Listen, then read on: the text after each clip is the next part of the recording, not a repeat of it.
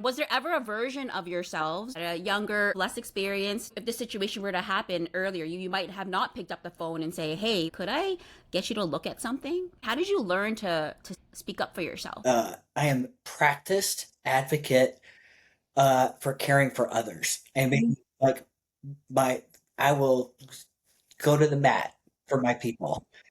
Have 100 times. And so the hard part for me was learning how important it was for me to allow that from other people, like from Iwan, like from others to do that for me.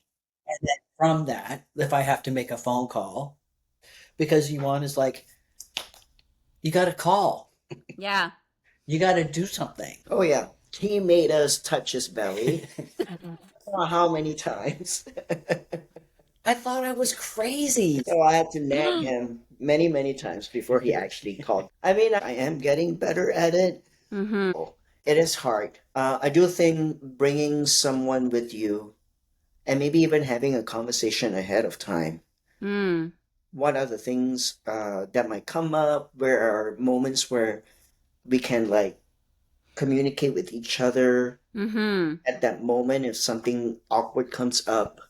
Um, and have some kind of code word, or maybe say I need to take a pause. When you're by yourself, it's like what can you do? And when you have someone to check in with and can say, something is not right, let's pause, I think can be actually pretty empowering. I think this is the easiest pathway. We are all better at advocating for other people. So start there and then to let other people do that. It feels so great to advocate for others.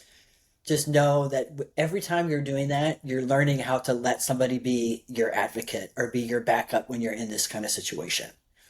That's actually a really good point, and I think that there is a way in which sometimes you put yourself in the third person. That is kind of like you're advocating for someone else, but putting yourself in the third person. Mm. Instead of putting yourself as like you, right? Like talking about, can Yiwon do this? How can I fight for Yiwon, right? Like talking to yourself as a third person. If you are better at advocating for someone else in that situation, yeah, putting yourself as that someone else. Right. And I think that that takes a level of self-awareness, knowing that, okay, I'd be better at advocating for others. So when you're in a situation where you could really use some support, you kind of have to play that mind trick with yourself, right?